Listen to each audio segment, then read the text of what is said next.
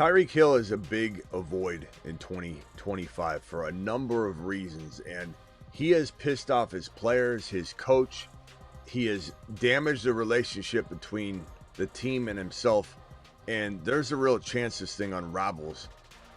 Wouldn't be shocked if potentially they wanted to even move him at some point, because he's been such a problematic player, and he's turning into a locker room problem. We've had the quarterback speak about this. We've had your head coach walk to the podium and say, what he's telling you all about Achane, we were doing in practice to a degree, rotating Ollie Gordon and some running backs at the goal line. And out here, Tyreek is trying to put his coaches on blast.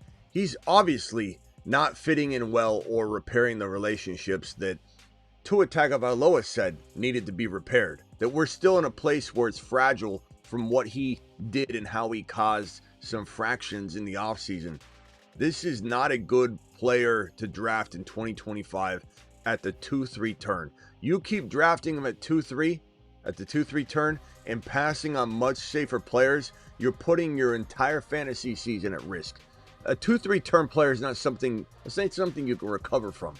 And there's so many safer, better options that aren't dealing with turmoil and likely trying to force a trade out of Miami. The odds of Tyreek Hill playing football in Miami in 2026 are slim to none in my mind. And the odds of him being moved at some point this year are, at best case scenario for those that want Tyreek to stay, 50-50. We're talking Milton. We're talking concerns about JJM. The Milton stuff is all stud related. The Fantasy Football Show Draft Edition. We're drafting tonight's show begins right now. File on in.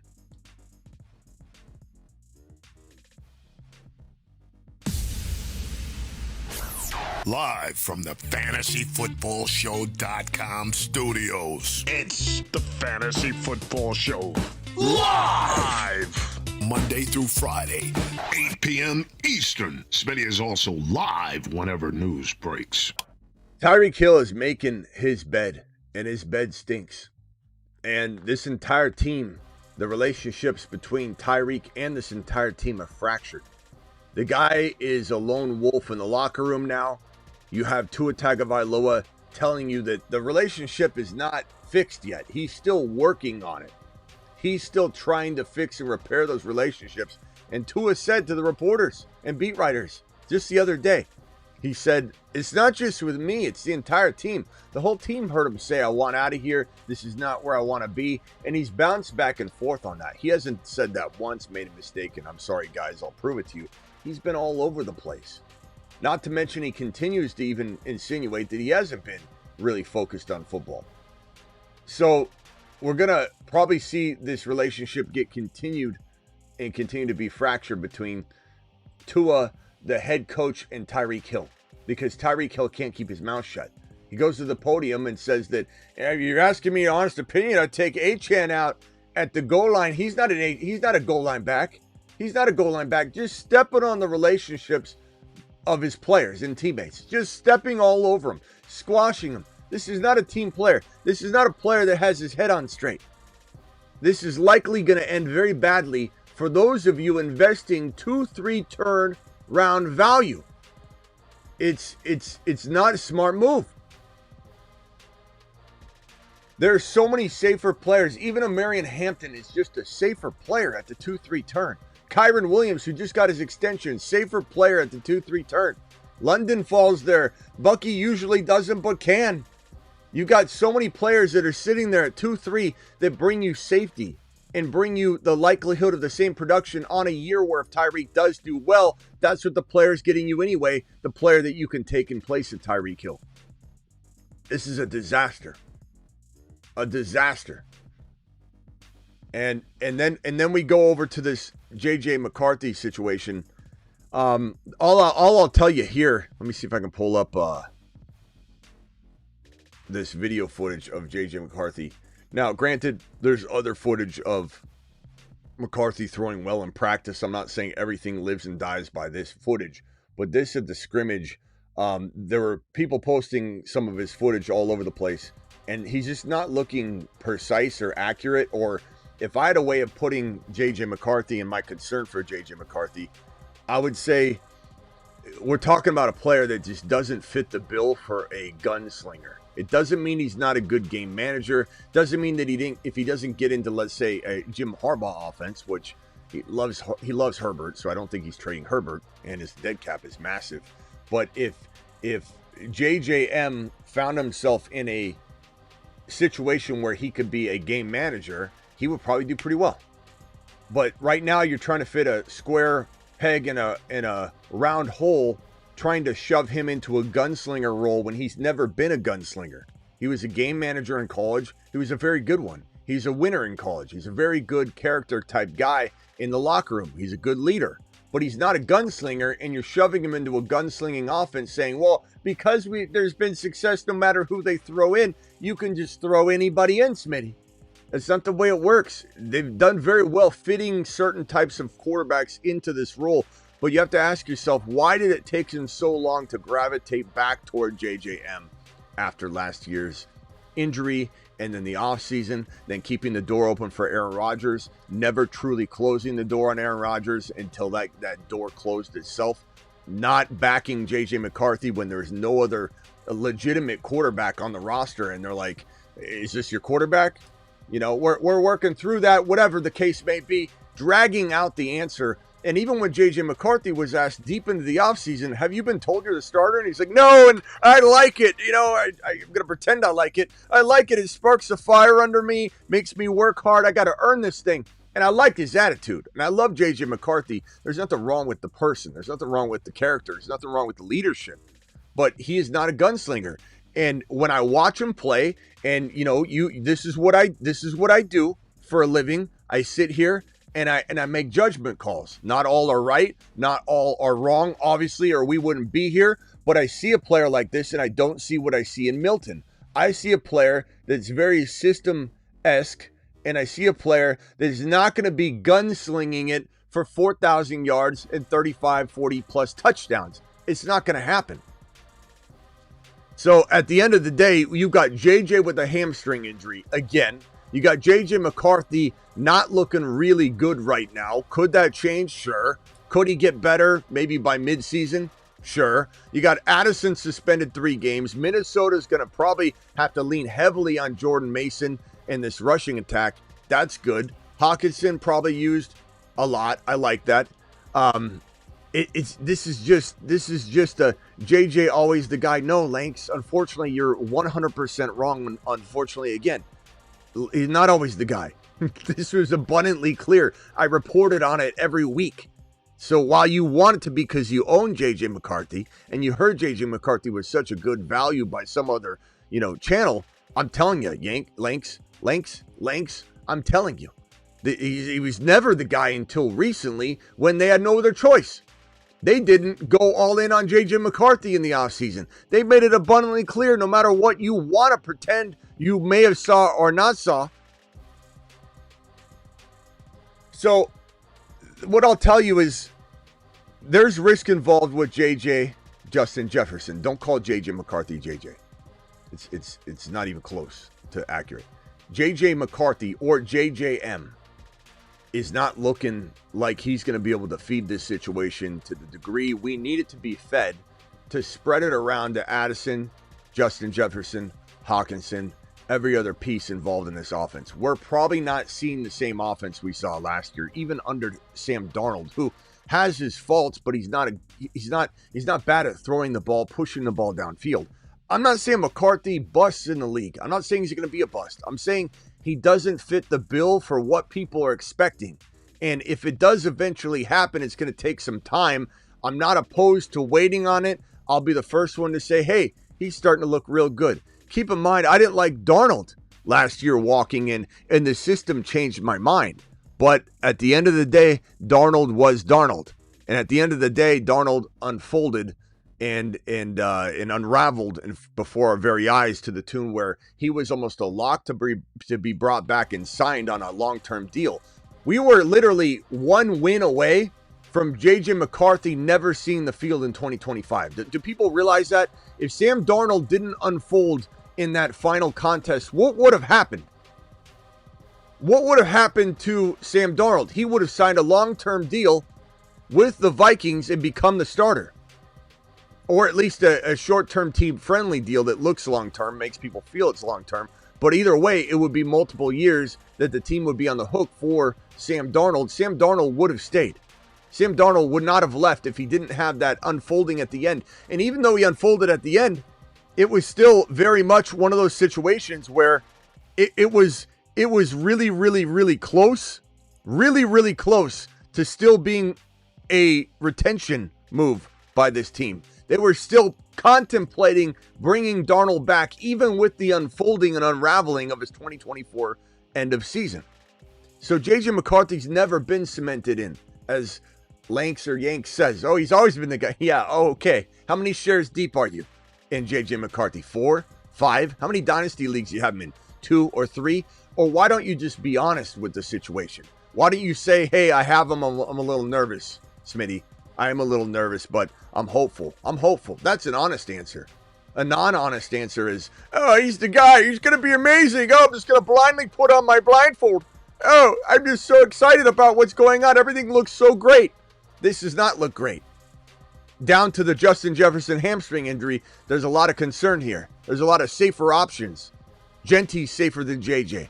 Genty's safer than a lot of players. Same thing with Tyreek Hill. We can look at this thing as if it doesn't have a lot of red flags. First of all, I've been saying this all offseason. And off he goes to the planet known as Uranus. Complete avoid Tyreek Hill at his cost of entry. Could his cost of entry change some things? Maybe. Maybe I'd be on board a Tyreek Hill 4th or 5th round pick, but at 2-3 turn value, you're just punting your season away. There is a shot, a chance that potentially Tyreek can earn maybe the value you paid for a string of games, maybe 10 games, maybe 8 games. Maybe. But Tyreek Hill is not a player that you want to bank your... You can do a $5 underdog draft. You can get some Tyreek Hill on underdog, which we're going to be drafting in a little bit here on underdog. Promo code Smitty. Minimum of $10. They'll match your first deposit 50% all the way up to $1,000. Do some underdog drafts. Do underdog drafts and try and maneuver that. Well, you disagree with everything, Parker, and you're constantly in here doing exactly what we said we weren't going to put up with on this channel moving forward. So why don't you sit and ponder? Because all you do is come in here and try and defy everything. There's certain few of you, they're not going to be here very long. They come in and just try and, while I'm talking, no matter what it is, you're just sitting in there trying to tell the chat how wrong Smitty is, how wrong this content is. You're not going to be here. You're a pot stirrer. You're going to be gone. Disagreeing's fine. Having a different opinion is amazing. That's why I have a phone line. But when you're a constant person that likes to troll and drag down the chat, you'll get so many warnings. Parker, there's your final one. And then you're gone. And that's fine. And it's fine. Go find a channel where you feel a little more aligned. Because when you have such a negative, pessimistic outlook on every single piece of content that your boy drops, and all I see is your voice saying, yeah, you're wrong. This is wrong. He's doing this. He's doing that. You're just in the way. And so we're going to move you aside. Go find, Parker, final warning, go find a channel that makes you happier. That's my advice. Because you don't align with this one clearly. And that's okay. I don't mind. But that's kind of the nature of what you bring to the table here. And I'm just trying to help you. I'm trying to send you on your way and push you in a direction where you really want to go, which is somewhere else, I think. So let's talk more about Milton real quickly. Then we will draft. Underdog, promo code Smitty. Do it live. Hit that link that's in the live chat. It's pinned.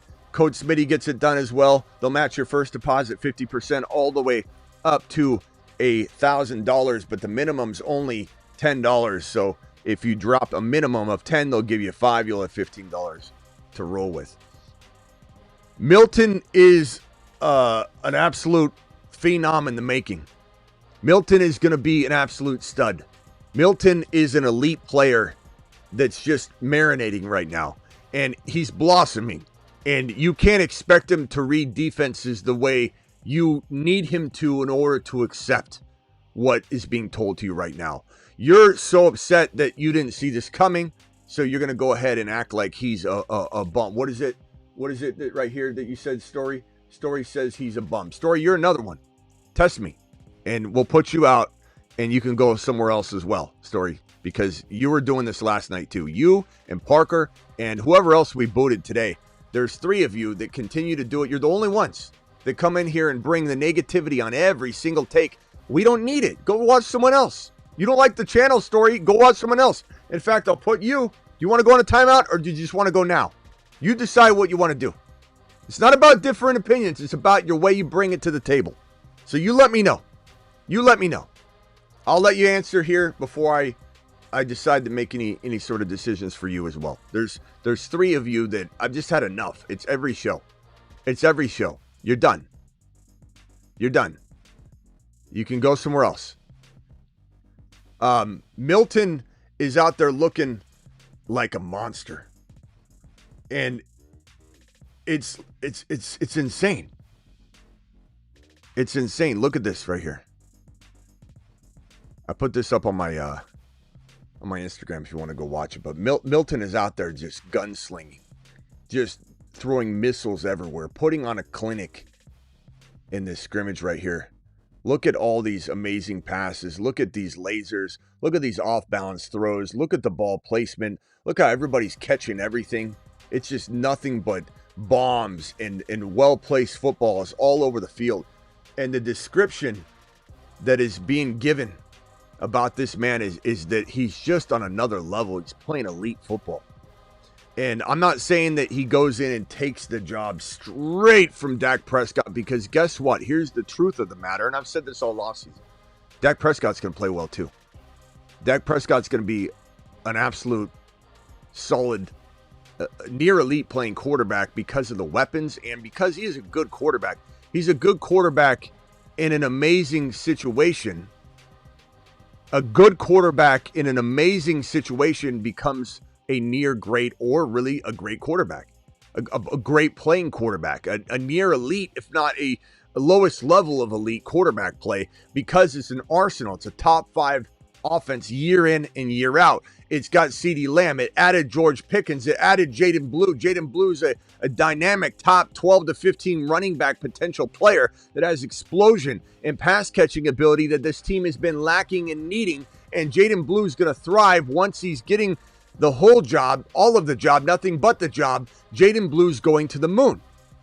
So this dynamic attack is going to unleash holy hell on defenses, and Dak is going to thrive. Dak has trouble staying healthy. Dak sometimes can get in his head.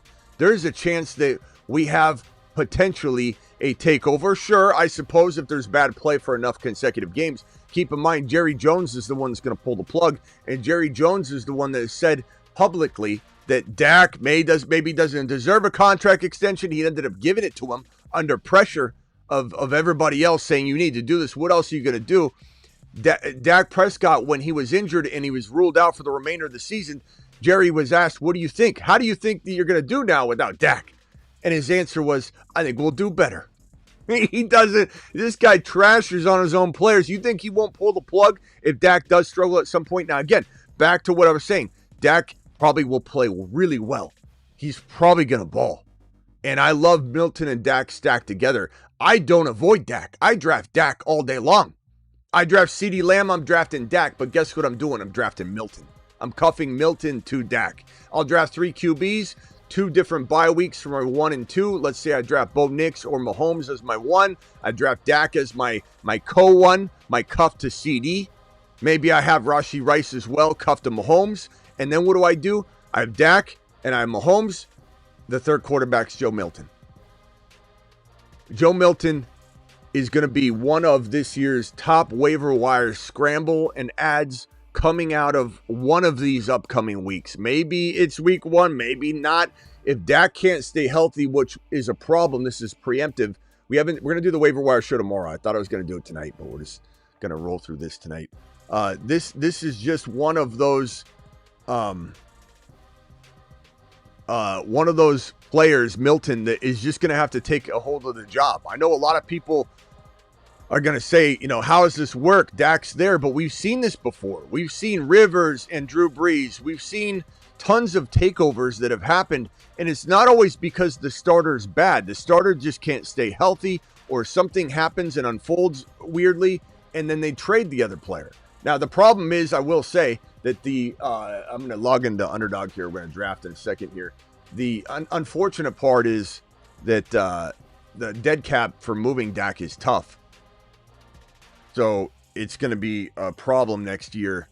We'll have to see how it ends up working out. The dead cap is massive. I want to say it's like 100 to 120 million potentially to move Dak. But we've seen crazier things happen.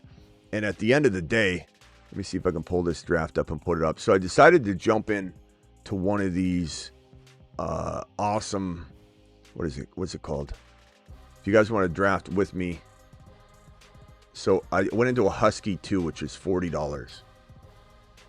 And then we're going to jump into another draft together after that. So just hang tight real quickly. Let me put this draft up on screen. I got this pick here where we can grab Genty if he hasn't gone yet.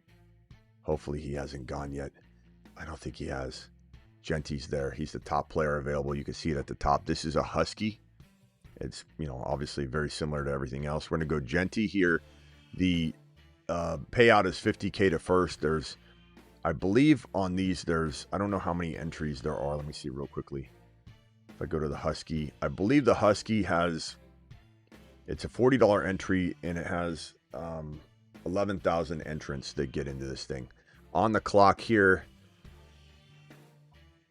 BT or Bucky, BT or Bucky. I love the balance, but let's try and see if we can get receivers that we love. Hunter, etc., Debo, and other Rashee Rice maybe. Let's see what we can cook up. This is a difficult, kind of problematic spot, though. I will say, if I was middle of the round, I could maybe pull off the Rice, Hunter, Debo. Here, I don't know. And I love BT, and that was a fine pick. But I also want these two running backs on a lot of teams this year. We'll see what's happening here. Talk about Fields recently struggling. Yeah, I mean, Fields does struggle sometimes in practice, but he's still learning the system. Keep in mind, Lamar was just as bad in practice, for many, many years. He still is thought to sometimes be more of a game type player. And it's not something you love. You love to have them be great every time they're on the field. But there are players that do that. And I'm not ultimately worried about Fields. You got to keep in mind, like, Fields is trying to force himself in the pocket right now. He's not naturally roaming around and scrambling for his life, which is when he's throwing on the run and throwing his best.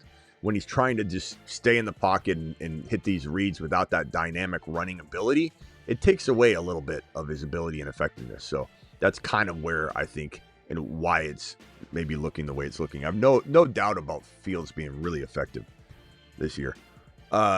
Let's see. Going back to this, I'll hit back to this screen in a second. But end of the day, I'm going to leave you with this. I'm going to say Milton needs to be cut to Dak. Whether you own him in redraft, whether you own him in, especially if you own him in Dynasty, Milton needs to be. You need to search the waiver wire right now for Milton. Make sure Milton's not out there. These quarterbacks rise up. You want proof of that. Your boy, quarterback whisperer and all, called Dak Prescott, called Patrick Mahomes, called Josh Allen, all on NBC Sports Radio and CBS Sports Radio, on shows where I'm dropping bold predictions and talking about guys like Josh Allen before he's even taken a snap and call him a top 5 QB. Showed you guys that in JD5 last year. We accurately called a bust play out of Caleb Williams. This is a pretty damn good show for finding and evaluating quarterbacks. And Milton fits the bill for everything that I've been telling you, screaming to you about some of these other guys like Bo Nix, like Penix Jr. Penix Jr. Who was higher on Penix Jr. than me? The answer is nobody. Who was higher on JD5 than me? The answer is nobody. Who was more down on Caleb Williams than me? The answer is nobody. We're pretty damn accurate when it comes to this. I'm telling you to tread lightly on JJ McCarthy and all players involved. I'm telling you to tread lightly in other directions too. Caleb still, a lot of other players, and I'm telling you to buckle up for this situation right here. It is what it is. Whoa, we could get Kyron here.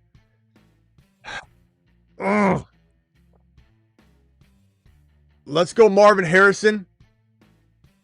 I'm going to hope that Kyren or Rashee Rice falls to this next pick.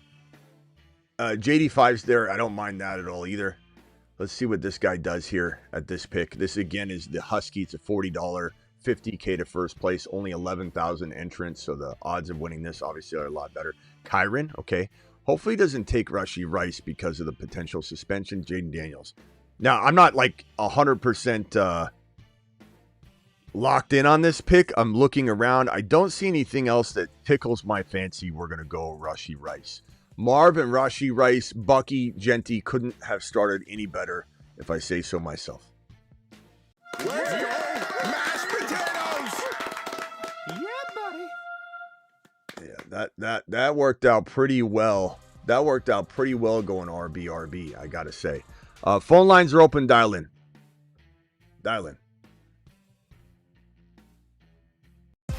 Call into the show. Call into the show.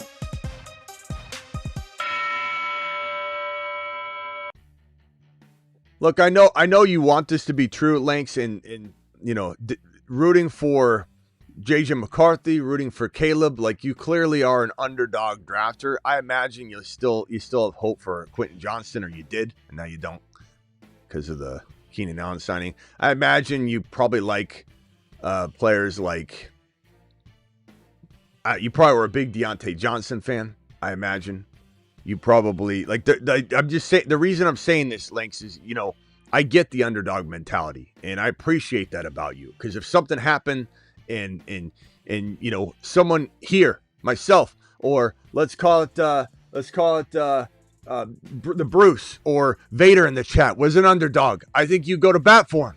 And that's good. I like that. There's nothing wrong with that. But Lynx, I mean, Caleb with Ben Johnson might be the magical year. We heard that last year. This is the best any rookie QB's ever been set up before, ever. What happened to that? Why am I supposed to believe Ben Johnson's better than the best situation a rookie has ever been handed? Ever. That didn't work out. That didn't work out at all. Crazy going Genty over Gibbs, even with Monty not playing as much news. Be careful with what you're hearing. Like, Monty's still going to be used about the same. They're just going to run, like, in terms of keeping Gibbs fresh down the stretch. You know, Genty and Gibbs are both top 3 running backs for me, but this is still, Monty's still going to be used. And even when asked via a question on during the Hall of Fame game talking about this, Goff answered that he potentially could see, you know, Monty still being heavily involved. It's just a matter of there's different looks and different ways that this offense is going to, you know, maneuver. Travis Hunter just went. I was hoping he'd fall. I didn't think he'd fall to the late 5, but I was really hopeful that he would. But Gibbs will get a ton of work. They're still going to use Monty. The only thing that would make Gibbs more attractive this year than last year is the fact they're going to throw to him a lot more. PPR works better than just rushing attempts when you can get that, but doesn't mean that it's going to diminish any of his rushing abilities, and it doesn't mean that they won't still run Monty. Monty can't stay healthy and take on, you know, a ton of work anyway. Gibbs is a top 2 overall player, so no, I'm not taking Genty over Gibbs, but Genty's my number 3, so it's not splitting hairs, so to speak, but it's like they're neck and neck, and I'm not going to sit here and argue with someone about Genty or Gibbs in Dynasty, but from a redraft perspective, you got to roll with Gibbs, and nothing's changed for Monty. Monty is who he is. He's been what he is. There's no, is Monty go up in value now? Where's anybody getting this information? Monty's not ever hindering or hampering Gibbs. Gibbs was the number 1 running back last year, and to my knowledge, I think Monty only missed, 4 or 5 games? Like, what are we talking about? All right, Harvey's still there.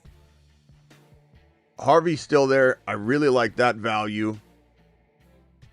I'm going to go Harvey.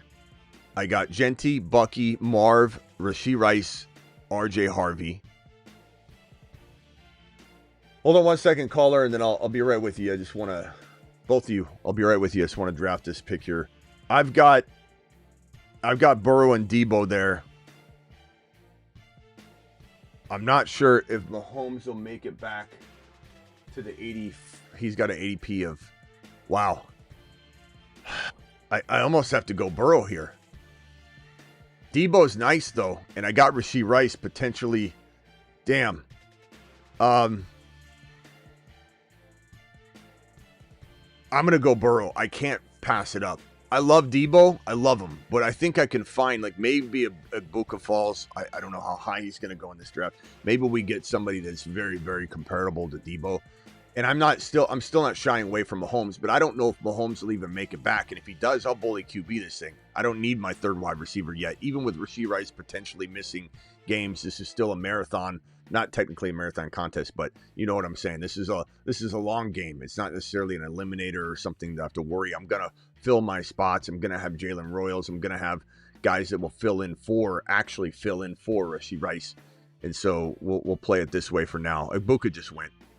That was really early. I love Ibuka. I love that he's climbing around 6. He's deserving of it. It sucks that we're no longer getting him where we've touted him all offseason long as a league winner in round 7 and 8, because everyone's catching up on half of this stuff. Honestly, everyone's catching up on Ibuka. Everyone's catching up on RJ Harvey, on Hendy, on Hampton, on Travis Hunter. And slowly but surely, the advantages are getting eliminated. The extra little amounts of value that we were getting over and over and over, it's all getting pulled from our kung fu grips, but that's okay because there's still other values. And when players move up, other players get pushed down, and we'll find those values as well. If I went Debo and I didn't get Mahomes, I've been pretty pissed. This team looks phenomenal. Genty, Bucky, Marv, Rashee Rice, RJ Harvey, Joe Burrow. All right, let me go to the phone calls, and I got 3 super chats. Let me go to 8643. What's your name and where you calling from? Gavin from Arizona. What's up, Gavin? What can I do for you? So I have I'm trying to package Hampton and Metcalf for do you think a Nico or a London or a St. Brown is a good thing to get back for that? Say it again. What's the trade? I'm trying to shop my league Hampton and Metcalf for a good receiver. You want to trade Hampton and Metcalf? Yeah. Okay, and then what was the receiver? So I don't want to trade Hampton. I was trying to get Nico or a St. Brown, something like that. I'd rather Hampton and DK. I'm not the biggest DK fan, but give me Hampton and DK over just a St. Brown, honestly. If you're getting Jamar Chase or... If I got CD, would you be okay with it? Yeah, I'd be okay with CD Lamb. But there's still some pros and cons to that, man. I mean, Hampton could be near... He could be a top 10 overall player. But DK doesn't move the needle so much that I'm like, oh, you're getting ripped off there. CD, but you start talking about guys you can technically get at the top of round 2. Hampton might climb into round 2, man. You got to be careful. I want a quick question about Joe Milton. So do you think he can take the spot from Dak, or just if Dak gets injured, he'll be good? I think he could do both. I think if Dak was to play badly, then yeah, but Dak's probably going to play pretty well because this offense is just tremendous. I mean, adding Pickens right now, and Dak's looked good, but I'm just telling you, when the better quarterback is sitting behind the quarterback that's not as good, it's just a matter of time. I don't know how long that could be. It could be week 15. It could be in the playoffs. Okay, so Mahomes did fall.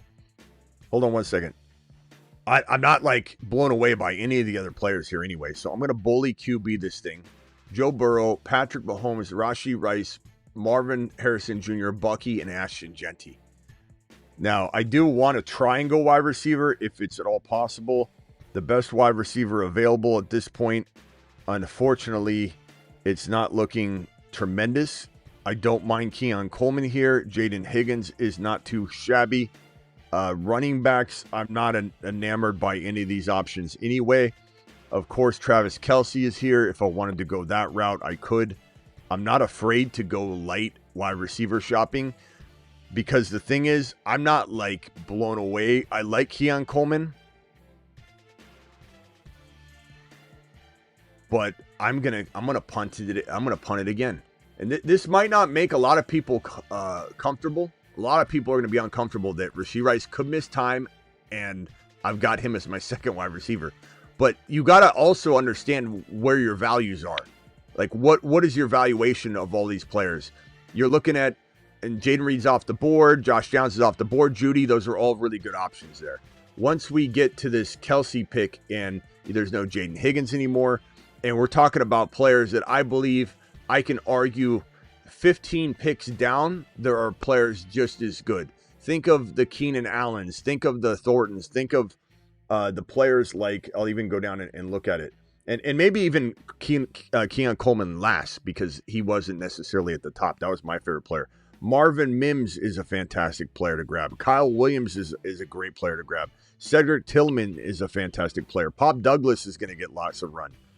All those guys are very, very equal to the Pittman Jr., Cooper Kupp, Shaheed, who I like. Trey Harris now with Keenan Allen in town. Brandon Ayuk's not healthy. None of those receivers are good. Those are all, I mean, they're good. Some of them are good, but they're not worth passing on other options that you feel are potential home run hitters. So this is going to make a lot of people uncomfortable, but I don't give a shit. This is how I draft. This is how I'm going to build the wide receiver room. I like Keon Coleman. That sucks he did go, but as much as I love Mooney, as much as I like Shakir, as much as I do like Godwin as a player when he's healthy, none of those players, Ayuk, none of those players I'm missing out on. I could care less. I wanted Kelsey. I got Kelsey. I got Mahomes. Here's the squad right here. I'm from the 11th spot. Genty, Bucky, Marv, Rashee Rice, RJ Harvey, Joe Burrow, Patrick Mahomes, Travis Kelsey. Freaking phenomenal. We got Luther Burden, who I don't love his situation, but I love the player. Trey Harris is still there. I don't mind that here. And I could grab Keenan Allen. Honestly, that wouldn't be a bad move. I have downstream a ways. I have guys like Pat Bryant and Thornton and Michael Wilson Jr. and Keenan Allen and Jalen Royals, obviously Yoshi Voss. Like, Yoshi Voss is a damn good player, and I've got Burrow. Having Yoshi Voss and Burrow together during week 1, 2, 3 when Rice is out, that's going to serve me just fine. Trey Harris is available. Luther Burden's there. Marvin Mims is there. Probably my favorite player here. I still love Trey Harris, though. I'm going to go Marvin Mims. I think Mims is a big-time sleeper this year. The word is he's the number 2. Word is they're moving him all over the field. Word is what he did last year at the end of the year and having such a bunch of volume. Wide receiver, Travis, if you're out there, I don't know if you're calling in tonight. What was the number? You can put it in the chat. What was the pace he was at if you took just his end of the season when he was popping off and extrapolate that out? What was that at? I forget what his pace was. Travis was calculating it earlier. So Trey Harris here is not bad, especially if I come back around and grab Keenan Allen. So Trey Harris, Marvin Mims, I'm fine with those two options there. Okay, let me go back to the phone line. My Arizona caller, what else did you have real quickly before I move on? I was going to say also, I feel like Travis Hunter is a really good prospect, but I don't see Trevor Lawrence producing 2 top 20 to 15 receivers. Yeah, okay. Good story. Well, have you not heard me tear that statement down before? Hold on, let me merge Travis in. I guess it's repeating. I guess it's repeating. Was it Mims you said? Yeah, Mims. When he hold on 1 second. Damn it, what was your name from Arizona again? Gavin.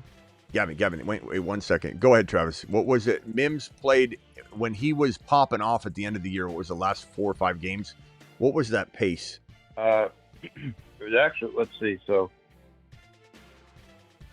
from week 11 on is when he started really producing. So I could either do week 11. Yeah, I'll do that because he had 2 touchdowns during that time too. So from week 11 to week 18, his pace was 68 catches, 1,054 yards, and almost 15 touchdowns. And then what was the yardage pace? So 15 touchdowns. The yardage pace was what? 1,050. 1,050, yeah. He was on a tear. So he had the 503 and 6 TDs, but it came in a really compacted time frame. So when anybody's trying to judge Marvin Mims, make sure you are looking at the correct information. And here's that game log info that Travis is talking about. As you can see at the very bottom, beginning of the year, nothing. Look at the receptions. It's 0, 1, 1, 0, 1, 0, 2, 1, 1, 4. And then he starts getting going against Atlanta in November, mid-November. 2 for 49 and a touch, 5 for 44, 4 for 105 and a touch, 4 for 20, 5 for 62, 8 for 103 and 2, 5 for 51 and 2 during the regular season. Just completely went nuts. And so when you're being told that Marvin Mims is going to stay the number 2 wide receiver because he earned it, and you're judging him for 500 yards, you're not looking at the whole picture. This guy was going to be a 1,000-yard receiver in 10 touchdowns. 1,010 if he's the starter playing and catching footballs from a guy named Bo Nix that apparently loves him. And if you remember a year back, Sean Payton was gushing over Mims, saying he's got to get him the ball more. And it took him a while, but once he got him going, and we're hearing word in camp that they're moving him all around, all over the place. Mims is one of the sleeper wide receiver 3-4s in fantasy. And that's a 7-game sample, so that's almost half a season. That's not like it's like 3 games or 5 games like we did with Worthy or Rashee Rice. That's 7 games. So he was like entrenched in that offense by the end of the year. Yeah. I'm excited about it. All right, I probably got to go wide receiver here, I think, if I can pull it off here. Let me see.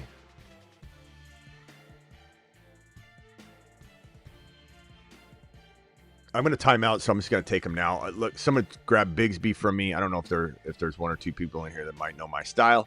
I'm going to grab Jaden Blue because I'm about to time out. That was a little early, admittedly, but we're in double-digit rounds. Do I go Tillman, Hollywood Brown? I could probably get Hollywood Brown at Jalen Royals. Or do I just forego that and go with like Pat Bryant to go with Mims? I got 8 seconds.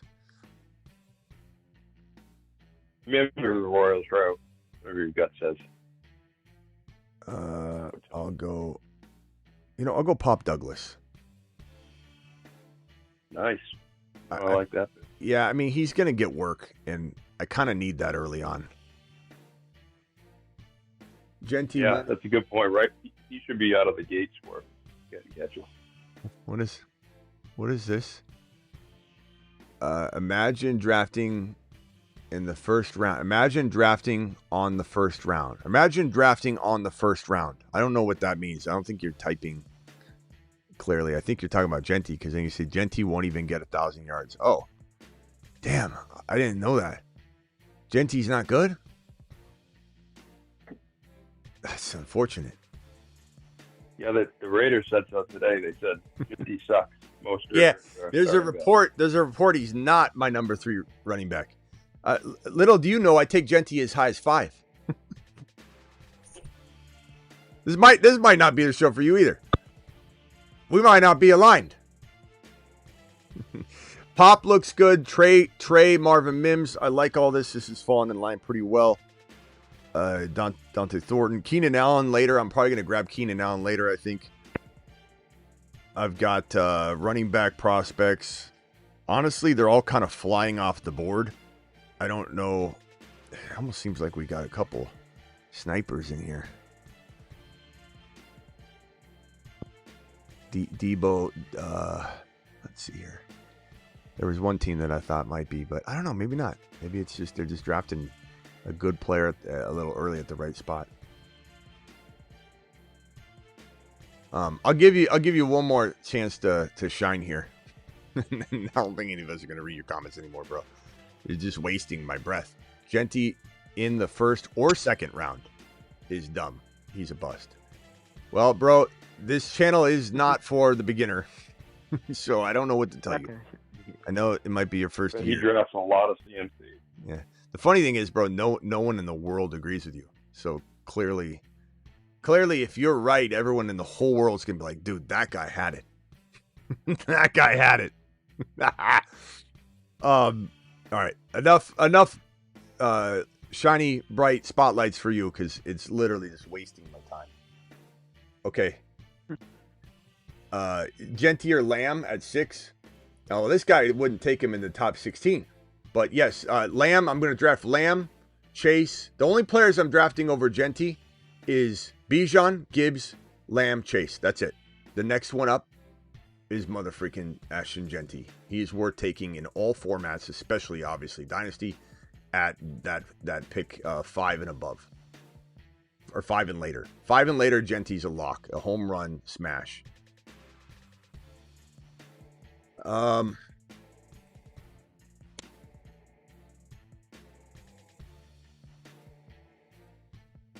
right, on the clock here. So, do I go Pat Bryant or Thornton?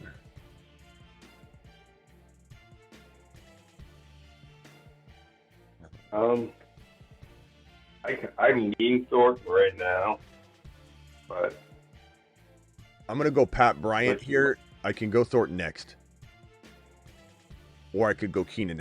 Honestly, my receivers look pretty good. They're definitely thinner. Oh, I gotta get Royals.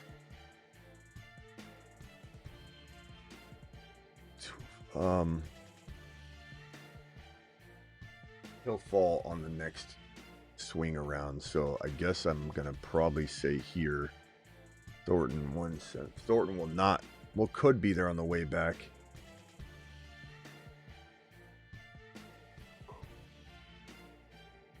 I'll go Thornton here. I think I'm only gonna roll with my 2 quarter. I do need a bye week filler for my quarterback because they're both bye week 10. So we'll have to keep that in mind. We may have to go something crazy. And the other thing that's bad about that, and I probably only have room for one more wide receiver because I got 1, 2, 3, 4, 5, 6, 7 already. So I'm gonna have to go. This is one of those things where, like, part of me, I'm probably just gonna draft one extra tight end. It sucks because Kelsey's older. They might snap count him at some point. Hard to really say. But you could also go the Travis Kelce, Noah Gray way, draft just the 2 tight ends and eat the bye week, but have security the entire season. And kind of a variation of whatever. A Genty guy, you can stop now or I'll just block you, whichever you prefer, because no one cares about how you think Genty's a bust in round 2. So if you want to stay, let me know. If not, I'll bump you. It's fine. But like, you're enough, bro. No one's reading any of that. It's like walking in and saying like Lamar Jackson's not a top 10 quarterback. Like, you saying Genty's not even a second round player is worse than saying Lamar Jackson's not even a top 15 quarterback. That's how bad it is what you're saying. So just let me know. You're going to continue to keep spouting troll stuff. I'll remove you. It's fine. I got to count my picks that I've left here because I have 1, 2, 3, 4 more picks. My running back stable is Genty, Bucky, Harvey, and Blue. All have different bye weeks, so maybe I just roll with the 4. What do you think? I rarely ever go 4 RB. I don't know if I've gone 4 RBs ever. But that gives me. What is this, a eliminator or? No, this is a Husky, $40 Husky, 11,000 entrants. Oh. First place gets, what did I say? 40K or 50 or something like that. I think I'll go. I think I can roll. Don't you think I can roll with? I don't know. Maybe not. I need to go another quarterback. Who are the 4 again? Genty, Bucky, Harvey, Blue. I don't know. Yeah, I mean, obviously there's risk, but you know what I'm going to do? Not a bad 4 to roll with. I'm going to do this. We'll figure it out with the last 2 picks, but I'll either have to go 1 tight end and go, a tight end that has a different bye week than 10, or I go if I don't think that tight end's scoring many points at all anyway, I'm going to eat the bye week and just cuff Kelsey. And then I have to get a tight end. So I have 2 more spots. I have a wide receiver spot, which will be Jalen Royals. And then a running back that I'm going to take right here. So I'm going to go Royals here, which I'm cuffing to Rashee Rice. And I think that will serve me well in the suspension time frame because Royals looks dominant right now. He looks straight up dominant. And then this next pick, and then I'll have 17 and 18 will be tight end and quarterback. I just got to decide, and this is going to be a little risky too. Like I'll be taking like Milroe or Aaron Rodgers or somebody, and thinking about Aaron Rodgers. I'm sorry, Angus, call back in. I'll answer your question right away. I'm so sorry, Angus, call back in. I'll go to the phone line in a second. I'm going to go.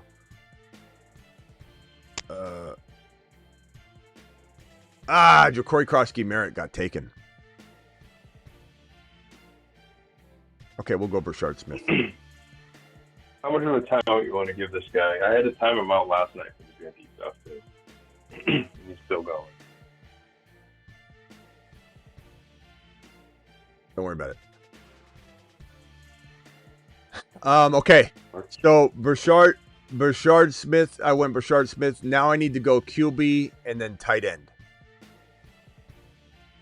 So QB, tight end, quarterbacks left. I could go Aaron Rodgers, but is Aaron Rodgers going to be in the lineup by week 10? I don't think he will. I'm looking at him right now in camp, and he looks like a turtle. He is so slow.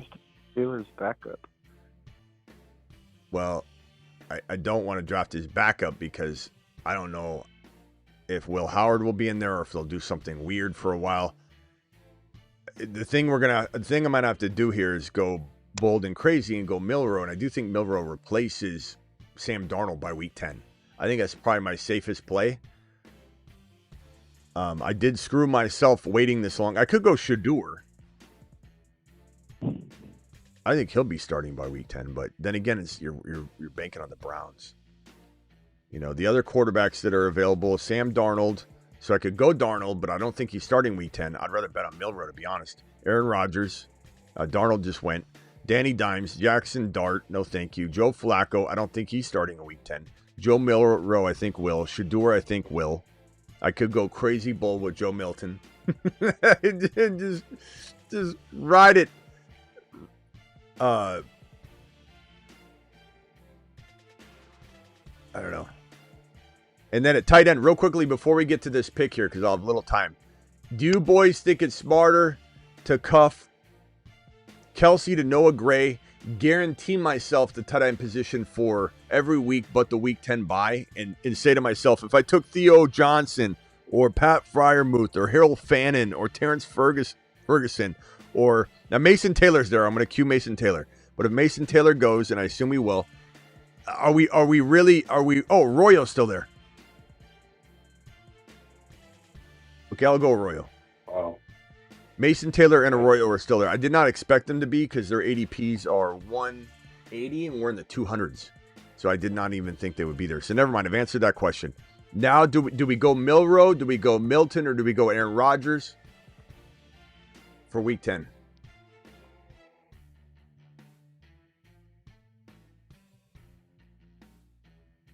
Everything worked out except for the quarterback. And that's a good question, actually, because either one could be playing. Milroe's got the upside. Chat, we go. The safe play. We going Milroe, Crazy Bull Milton, or Aaron Rodgers. Rodgers, safest. Did Arroyo go? Damn it! This guy's listening, bro. Took Ja'Cory Krosky-Merritt, then he took Arroyo. You could take Milroe and Darnold. Oh, no, Darnold. This guy's just sniping me. Son of a bee, bro. Aaron Rodgers. I don't think Aaron Rodgers is playing, guys, in week 10.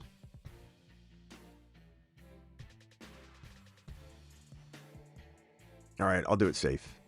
I'll do Aaron Rodgers. I've been going a lot of Milrow anyway, but I love Milrow. But Aaron Rodgers, so team looks pretty damn good.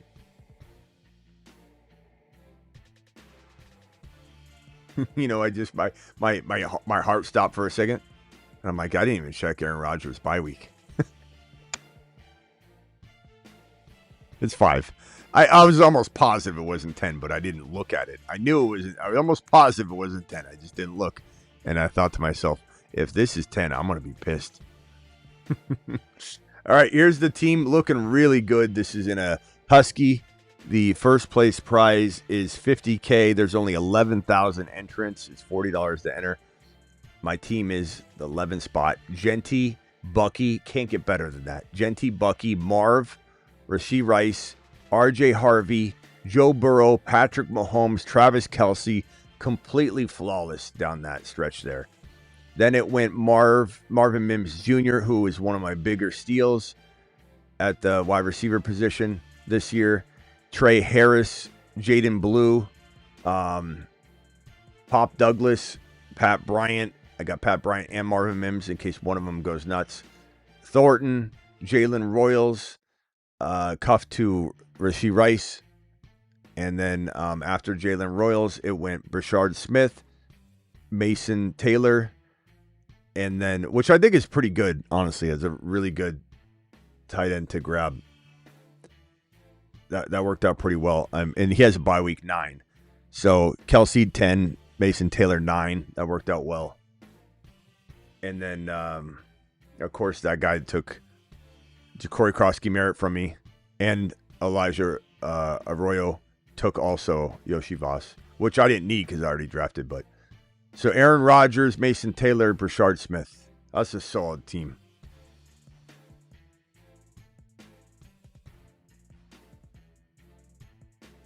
All right, let me go to the phone line real quick and then answer these super chats. Or actually, let me answer the super chats, then go to the phone line. I'm so sorry, guys, on the phone line. Just wait for me real quickly.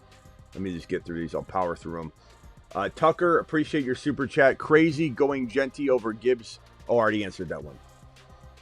Not crazy, but Gibbs is the number 2 running back / number 1. I don't think it's crazy, but stop talking about Monty. It has nothing to do with Gibbs. Gibbs has always been, the last 2 years, who he is. It has nothing to do with Monty.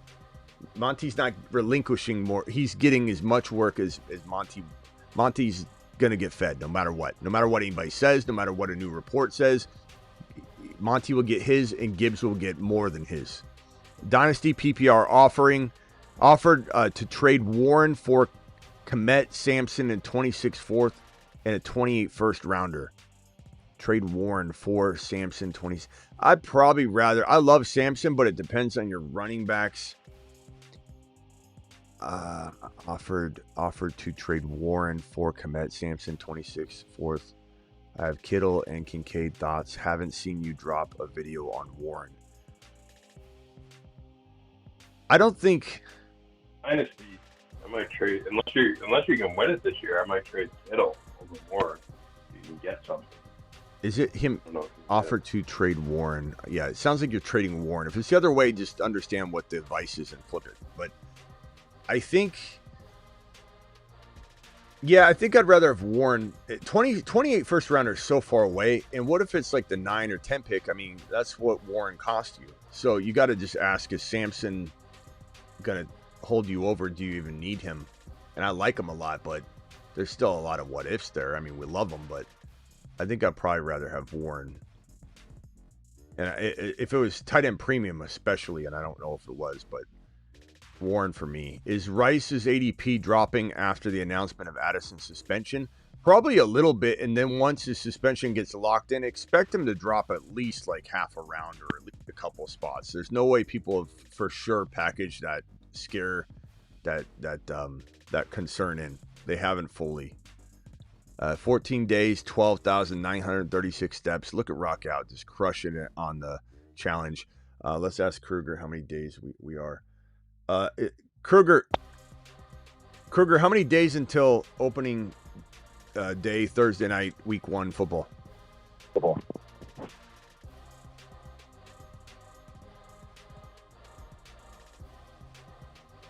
got 29 days to go until the opening night of the NFL season. Okay, so 29-day challenge. Anybody pick something quit drinking sugar, quit eating candy, work out for 29 straight days, do sit-ups for 29 straight days, do 100 push-ups for 29 straight days. It doesn't have to be a crazy challenge or something that's going to make you healthy, stronger, or whatever, and then do it with me. I'm going from 221 to 200, and I'm at 208 right now. I'm almost at back to my ideal weight. 208. I'm not drinking soda. I'm working out every day. I'm working out like a monster every day too. So pick something and do it with me so that on opening day, you feel good when we come in here and celebrate all of these people that are doing it with me. You don't want to be the one watching going, man, 29 days ago, I should have done something. Pick something, steps, stretching. You know what would be a good one? Stretch every day. If you wanted something that was that would make you feel better, become more flexible, and stretching helps your body. Like stretching, make sure like you can't touch your toes when you lay down and lock your legs and then lean over. Stretch every day for 5 to 10 minutes. Like anything like that would even make your body feel better. Let me go to the phone line. Really underrated. Yeah, stretching is totally underrated. All right, my Arizona guy, you got anything else before I hang up on you, bro? Appreciate you. I just wanted to know why you think Hunter will do good, and like Lawrence can produce for both of them. Well, let me start off with why do you think that Lawrence can't produce two top 10 wide receivers? We've never seen him do it before. Right, but he's had turmoil. He had Urban Meyer. That was like a reset year for him. He's had nothing but turnover. Last year they called almost 0 short yardage plays for him, and you saw Liam Cohen turn Baker Mayfield around. You think Baker Mayfield was in a worse spot than Trevor Lawrence? The answer is yes. Mm-hmm. Baker Mayfield was down and out, way below where Trevor Lawrence is. Trevor Lawrence is number 1 overall pick. He's still been very promising. He just hasn't been consistent. He was the QB 13 and QB 8 the 2 years in 2022 and 2023. You know, so he was showing he was a top 12 QB, even in a bad situation. Yeah, I mean, he's definitely been promising. I think Trevor Lawrence might be just as good as Baker has been. I don't know if he throws for 41 touchdowns, but what if it's 36, 35? But even, bro, you got to think about this. How bad would you say Aaron Rodgers was last year? He wasn't that bad. He was bad, but... Okay. Did you know he produced 2 top 10 wide receivers last year? He did? Yep. Adams was top 10? Mm-hmm. Cool. Depends on the league, but yeah, bro, you if you're a top 7 quarterback, you can easily produce two top 10, or let's say one's 12 and one's 9. Let's say one's 7 and one's 11. Every year, T-Law. And you also got to understand what's the offense.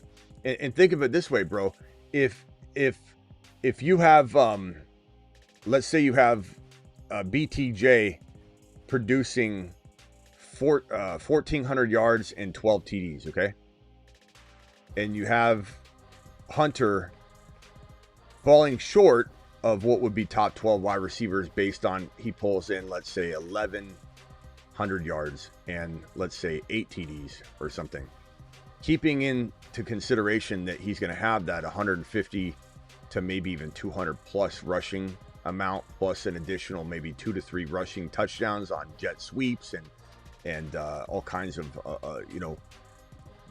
like think Xavier Worthy, how they use him. He's unguardable near the goal line. And then on top of that, what if he gets 1 or 2 pick sixes on defense, or at least 1? So at the end of the day, you add in this with what might not be top 12 or 10 wide receiver numbers, and he all of a sudden has stats that put him up there that didn't have to necessarily do with Trevor Lawrence's stat sheet. You know what I mean? These two guys can totally thrive. And not to mention, in my opinion, people have it wrong by assuming that BTJ becomes a lesser player, or I'm down on him, or they've got to be down on him. That if Hunter is better than BTJ some years, that means BTJ is a lesser player or got knocked down a peg. Doesn't mean that. It just means that they have 2 players that are that good. And Hunter is a much better prospect coming out of college than BTJ was. I'm not saying BTJ didn't grow light years once he got in, but Hunter is a better receiver prospect than BTJ was. So if anybody's saying he can't be just as good as BTJ year in and year out, that is crazy. Because no one thought he was going to be as good as he was. Trevor Lawrence will be fine. And not to mention, bro, it'd be one thing if let's say Trevor Lawrence, BTJ, and Hunter were all on the same team and Liam Cohen wasn't there to design some of the best plays you could possibly design. Tons of manufactured quick slants and wide back work where they're both catching the ball and it's a screen design and they take it 40 yards to the end zone. Like, think Deebo Samuel, screens. Deebo catches the ball. Guy looks like he's never looked like a speedy wide receiver. He catches the ball. It's like a kick return. And he just kind of uses his blocks, screens all the way to the end zone. Like, that's what you're going to see from this offense. And if you doubt that Trevor Lawrence can do it, don't doubt that Liam Cohen can do it. That's, I think, going to be the big mistake people make. It's not just about T-Law. It's about where was Baker 3 years ago, bro? 4 years ago. Bouncing around. Remember when he was on the Rams and everyone's like, he came in and had a good game and it's like, will he do anything? And then no. Baker just vanished, man. There was no sign of Baker ever being revived or recovered. Liam Cohen did it. Liam Cohen's a monster, bro. All right. Appreciate you. Let me go to the next caller. And actually, real quick, let's jump in a draft. Everybody open up the Underdog app. Promo code Smitty. Link is in the live chat. I'll drop the link right now again, but it's pinned in the live chat. There it is. Do it live. Smash the link. And we'll jump into an Underdog draft right now. I'm going to pull it up. Let's go to the weekly winners. Those will be soon done. So we want to make sure we play them. They're getting close to being full. 20 seconds. We'll click the button in 20 seconds. Hang tight. Nobody click it yet. Everybody jumps the gun trying to get in there. There's a little bit of a YouTube delay, so I'm going to warn you when we're going to click on it. Wolf, appreciate your $5 hauler. I'll answer your question in just 1 second here, my broski. Rockout says also haven't drank any soda since the challenge. How many LBs have you lost now, Rockout? Rockout, no soda. How do you feel, Rockout? Smitty. Thank you, Terry. I haven't drank any soda either. I've been drinking the vitamin water, though, and that does have caffeine, thank God. I wasn't even sure if it did. Yeah, I haven't drank soda for a month, and I've lost 20 pounds. That's all I've done. I've lost 20 pounds? Jeez. That's awesome. Good job. Okay. Weekly winners is open. If you guys missed out, just click this link and sign up. Underdog will match your first deposit 50%. The link is pinned in the live chat. Don't miss out on signing up now. And you can draft right alongside of us, but this will let you draft next time. Click on weekly winners in 5, 4, 3, 2, 1.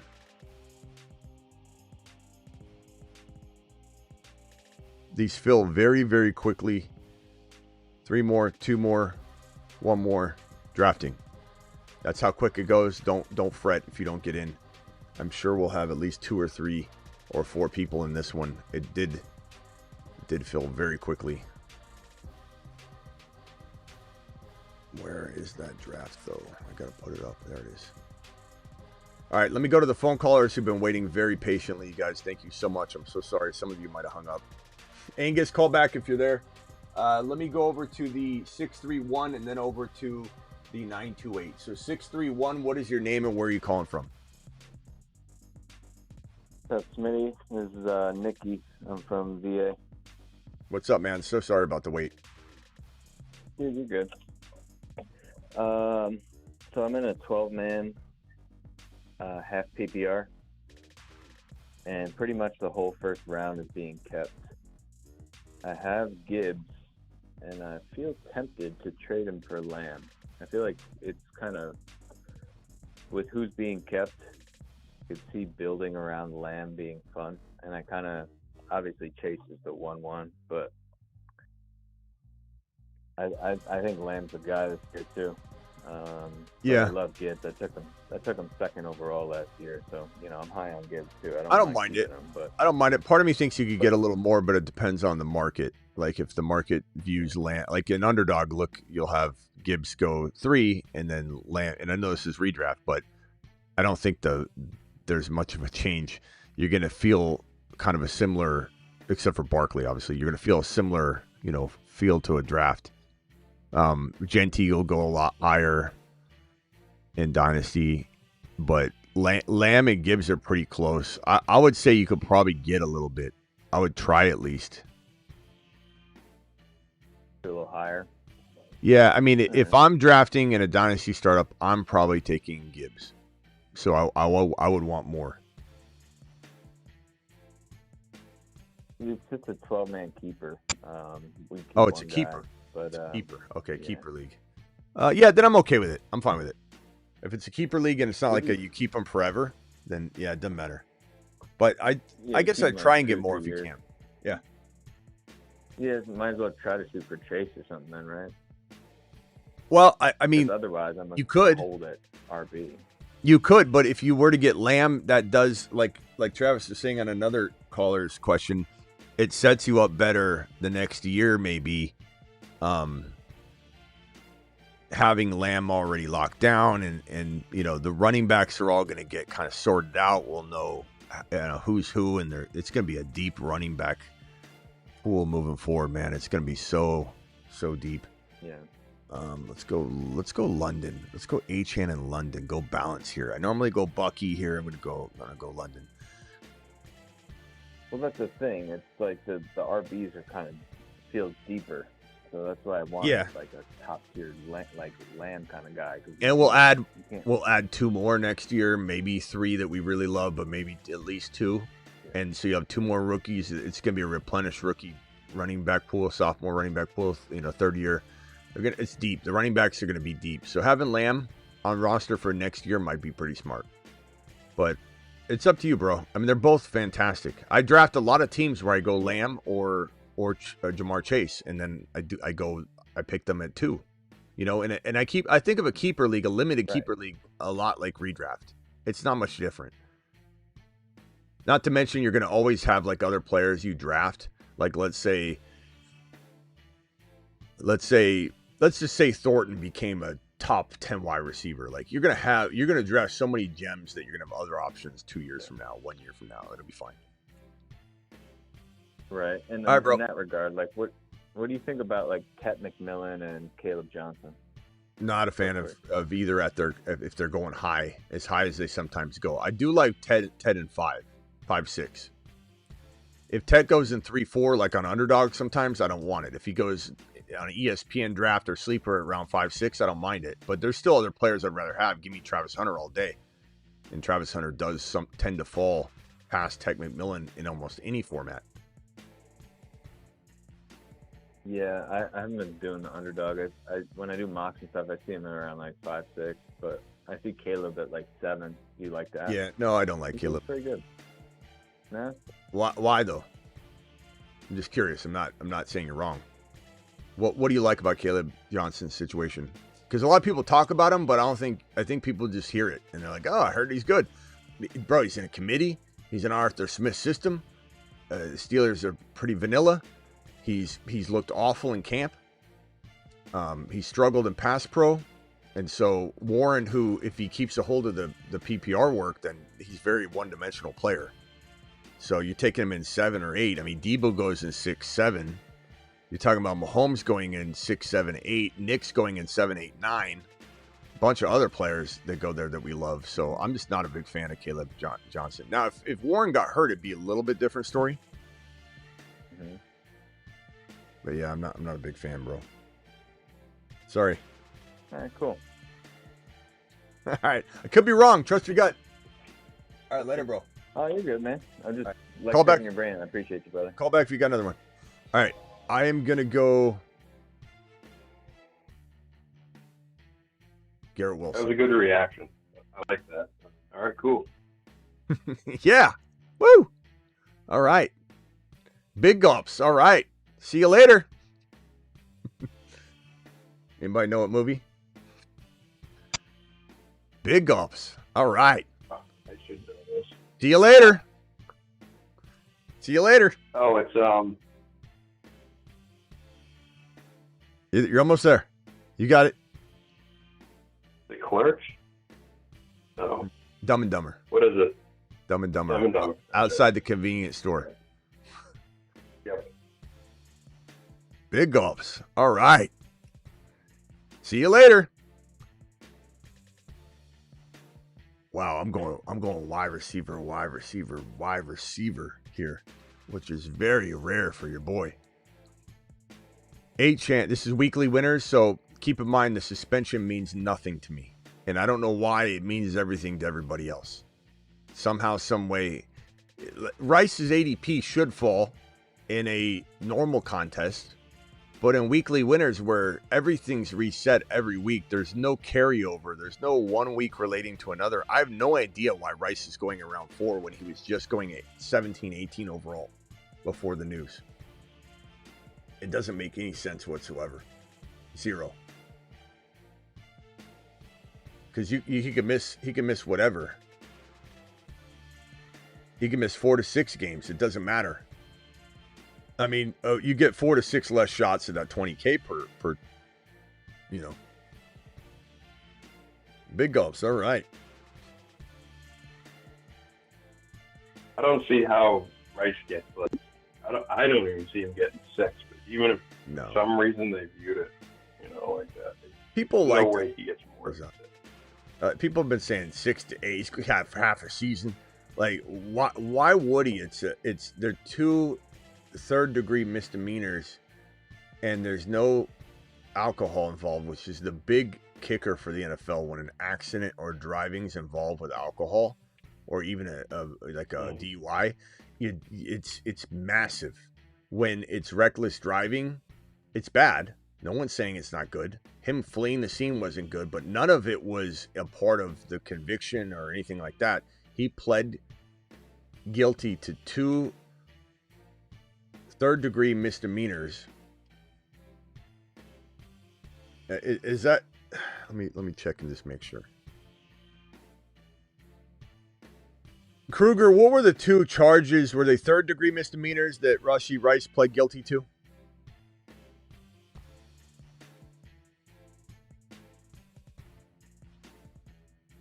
Rashee Rice actually pled guilty to 2 third-degree felony charges.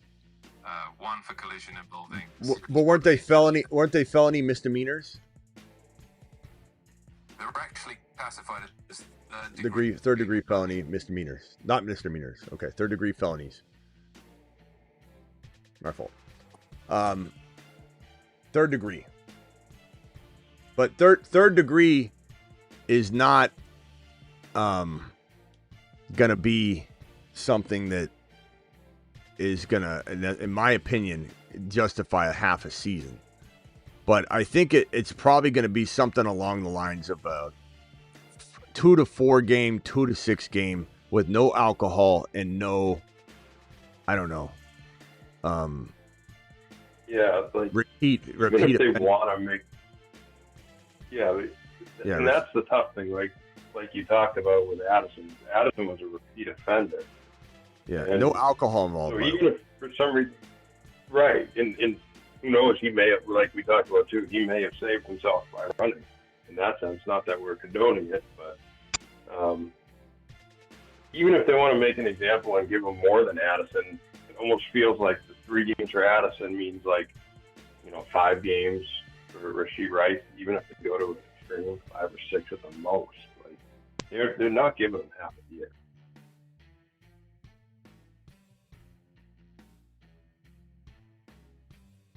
I'm going to look at the NFL policy one more time. Okay, under the personal conduct policy, third-degree felony conviction, particularly those involving violence or sexual misconduct, can lead to a suspension. But if there's no alcohol, sexual contact, hold on, damn it, Debo's gone.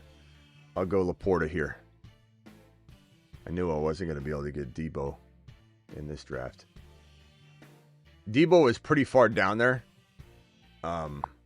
But I knew that this guy would either take Debo or Mahomes probably. So I'd rather have Mahomes than Debo. So I go Laporta. So Achane, Drake London, Garrett Wilson, Rashee Rice, Patrick Mahomes, Laporta. Pretty solid. Pretty solid. But anyways, where was I at? NFL policy.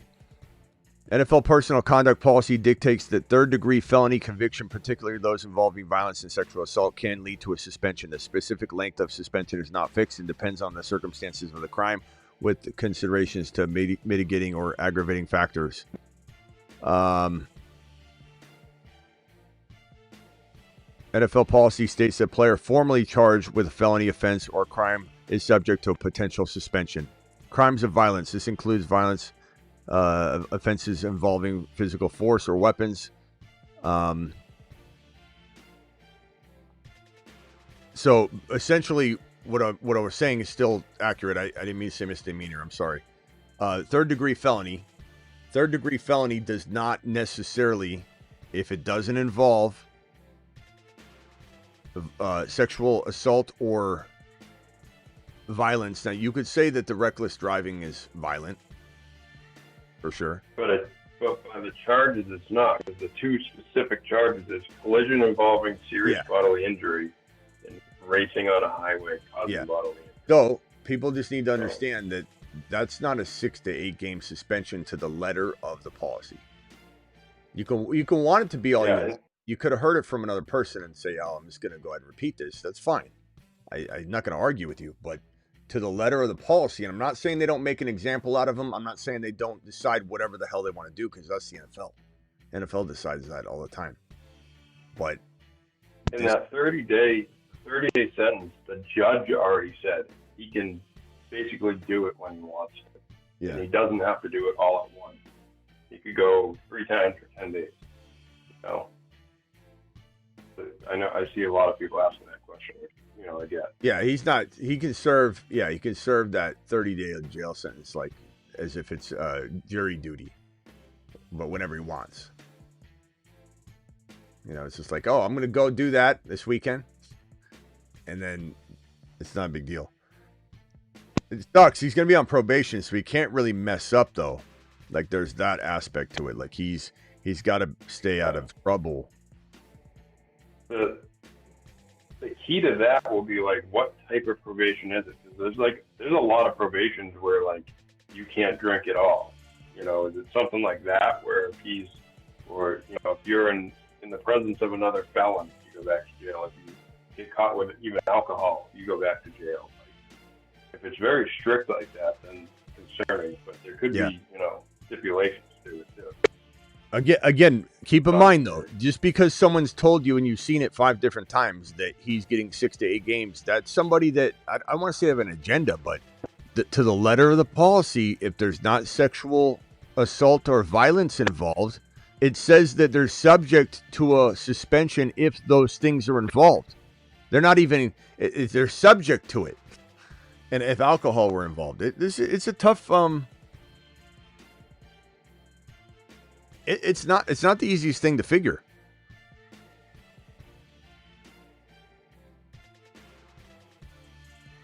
You know, and I know a lot of people want it to be. I know a lot of people want it so badly to be he's suspended for the year, he's suspended for half a season. You may have avoided him in a draft and it fits your narrative to be like he's getting 6 to 8. You don't know what he's getting. Nobody does. I don't know. But it does sound a lot like it's probably going to be, I would say 2 to 4. Could it be 6? Would it surprise me if it was 6 to 8? Nothing would surprise me. Just like one game wouldn't surprise me. This is the NFL commissioner who has a heavy hand one moment and not so the other. And there's no alcohol involved. There's no sexual, violence involved or nothing like that. So it's and believe me, I was the first one to go to screaming and yelling about this, saying it's cowardly. You walk off the freeway with your buddies. What are you doing? Like, how disgusting is it? I was the first one to hit that. And I did it with Kamara too, but we still drafted the hell out of Kamara because he was a value. This is a business, not personal. Can't be Karens about it. But at the same time, you look at it, it's like he got in a crash. It sucks. I'm not saying he doesn't deserve to get more, but it's not like people are saying, oh my God, if Addison got that, can't believe they should give Rice, a year. Why? When Addison was drinking and had alcohol involved, like that's pretty bad. Like I don't understand how I can see someone saying it's the same, because Addison didn't wreck and put, I would say that Rice put people in the hospital, but they kind of went to the hospital after probably at the vice of, I would guess, this is just my guess, because it didn't sound like anybody was massively hurt, but they went to the hospital. And it's good that you go to the hospital and check yourself out or whatever, but had he injured someone or killed somebody, it would be it'd be over. But that fortunately did not happen for him. So that's good news for him. Yeah, and the other thing too is one thing the NFL seems to have been trying to like make a show of cracking down on is the domestic violence. And if those suspensions are normally like 6 to 8 games, yeah, you're not getting one for a crash. They're not going to want to minimize that. They want that to be a serious penalty. And so if you start handing out 6 to 8 games for other stuff, well then you don't look as serious about the domestic violence unless you start raising that penalty. Yeah, handing out a 6 to 8 game suspension. A 6 to 8 game suspension for that situation is like handing out a 6 to 8 game suspension for like jaywalking comparatively to a domestic violence. Like, you're right. They can't. There's no way they can make this mirror. There's no way. And Matt says he left the scene, and you're right. And we criticized him for that greatly. I got to take some of these guys. But if you're talking legally, not on the hook probably smart to leave it. I don't condone it, but he's not on the hook for it. Unless they all just got scared and ran. But the commissioner can't. If there's a firearm or alcohol or anything. And the commissioner is not likely going to judge him for that because it wasn't a part of the case. Like, you just got to understand that. Right. So we can keep going in circles about how he deserves to get 6 to 8 games, but the truth of the matter is the way it's set up with it being 2 third-degree felonies. They are felonies, but third degree. It's not. It's like, I'm not saying they're misdemeanors, but they're third-degree felonies are not. They're not near the same. You know. This is him getting. If the people didn't go to the hospital, it wouldn't have been a felony. Yeah. Terry, appreciate you. Smitty here, bro. Feels great being live with you all, guys. Always home on the show. Thank you, Terry Roberts. Appreciate you, bro. Terry Roberts to the moon.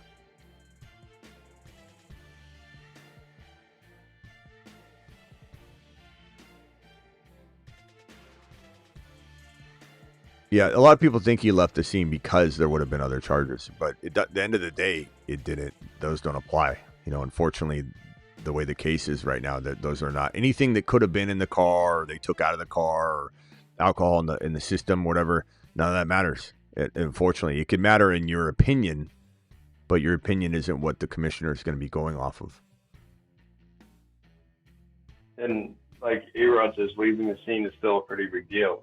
Well, yeah, morally it is, but legally, they obviously didn't consider it enough of a big deal to include it in anything.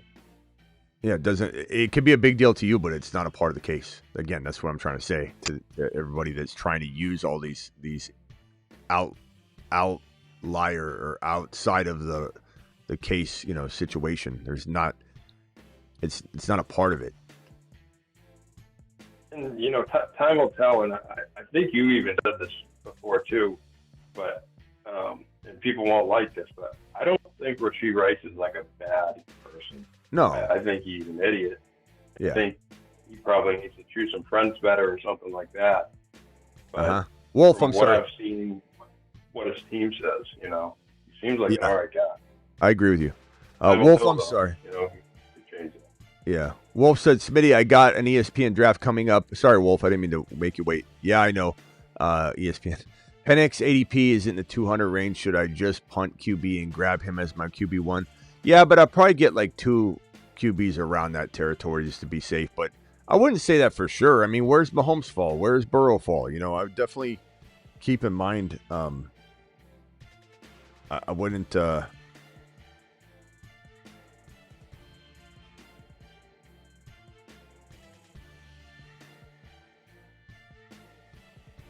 I think I'm going to time out on Tootin. I have to be careful here because you guys are sniping like crazy. I hate to take some of these guys a little higher than ADP, but you guys are sniping everything, so I can't afford with my running back situation the way that I drafted. So anyway, Wolf, make sure you're not passing on opportunities. You you got to be careful. You can't just have a plan of attack like that. What if value falls to you? You got to take it, bro. You got to take what comes to you. My quarterbacks, and I bully QB'd this, right? No, I didn't. Not this one. I'm mixing up the other one. So I gotta go Cam Ward here. You guys are taking all the quarterbacks. This was not the one I bully QB'd in. Okay, here's my team so far. Thank you, Wolf. Appreciate you. I'm so sorry, bro, about the wait on that. Mahomes is a great value. Love where Burrow's going, but Penix Jr. is one of my favorite deep grab QBs, no doubt about it. All right, here's my team from the 10 spot. Achan, this is weekly winners. Drake London, Garrett Wilson, Rashee Rice, Patrick Mahomes, Sam Laporta, Evan Ingram. And because I only have Achan, I went Travis Hunter, Jaden Blue, Tank Bigsby, and Tootin, which I got every single one of Liam Cohen's running backs, and I feel like that will serve me well with this build. So feel pretty balanced there. Smitty, your 40-day challenge got me to get back into jiu-jitsu. Awful back injury in 2019. I got wrecked by blue belts, but I was happy. Gonna continue. Attaboy Sim, appreciate you. Denny would be proud of you, boy. He would be proud of you. I'm hoping that a bunch of you don't just say, hey, I missed out. That's why I'm renaming it every day. This is now a 29-day challenge. Tomorrow will be a 28-day challenge. So if you don't listen to me here and you just sit there and don't do anything, then tomorrow maybe it sinks in. Maybe 25 days sinks in. Maybe 20th day sinks in. And there's still a lot of days to do something. So pick anything to better yourself. Let's all do it so that on opening day, we all come swinging in here happy. Even if you started a week before, that means you'll have a week of something positive and keep it going after the season starts. Yeah. It could be a 7-day challenge. It's about getting started, forming good habits with this stuff. Yeah, you're right. It could be a 7-day challenge. Who cares? Join it at any point, even if you can't do it now. Pick something, even if it's stretching. I'm telling you, like what I don't do that and I want to. I should sit there in bed. I got one of those. You can get them on Amazon. It's like a rope with different links in it, like little. Let me see if I can find it. This thing's pretty awesome.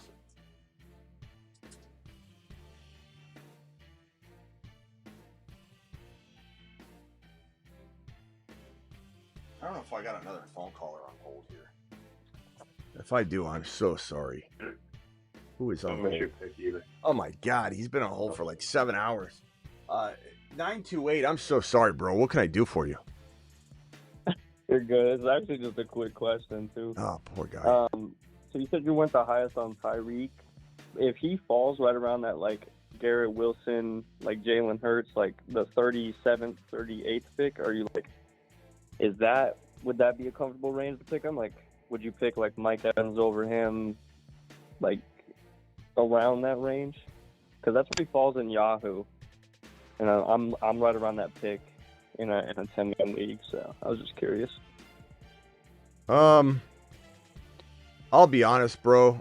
I still can't. I mean, Travis Hunter. If Travis Hunter or Harvey or Hendy or Burrow or QB equivalent or Hampton, obviously, JSN, any of those guys are available. Breece Hall, Kyron Williams. None of those guys I'm taking. Let me scroll up and just show you the board after I make this pick real quickly. While you're making that pick too, like I would even, I'm guessing in Yahoo, a guy like Ibuka probably goes fairly low. I would take Evans. I would take like an Evans there if that was the receiver I wanted. Yeah, and then taking Ibuka later. And you're going to have, I don't always want to, I don't always want to like top receivers per se, but if Evans goes down, Ibuka just explodes. So like, I know JSN and Garrett Wilson both go like right before him. Yeah. So let me show you, bro. We got the first, second, third, fourth, all these picks here. Tyreek Hill went where? In our draft, Hill went 31 in their draft. Yeah, because everyone knows that they'll kind of. It's funny. If I'm down on them, it's like everyone's worried about getting blasted. I think taking them, but 31. Normally goes at the turn. So let's go from 31 beyond. Clearly, I like everybody ahead that's already been drafted. I I take Ladd over him. I take MHJ over him. I take Garrett Wilson over him. I take, once you get down to 37 and go over, Kittle over him. Jalen Hurts over him. Rashee Rice over him, even with the suspension. JSN over him. Probably Worthy over him. And then Take Evans. I take Evans over him. RJ Harvey, Trey Henderson. You take Hurts over him? Hurts over him. Hunter over him. Hurts falls So you're talking about like a decent quarterback. And that might not be what other people want. That's fine. I don't care. That's me. I don't want anything to do with him. I want if I could get Hendy over a guy that's a head case that his own team hasn't forgiven him yet, and we still can't to this day explain why he didn't at least get the football thrown in his direction. If he had a wrist injury, it doesn't explain it. He didn't drop the ball. He didn't even get the ball. And he didn't even complain for half the year. He just sat there. Like normal Tyreek Hill would have been like, I'm still really good. Give me the ball. And he just sat there. And he's not even focused. And his entire offseason is just putting his body at risk every single minute.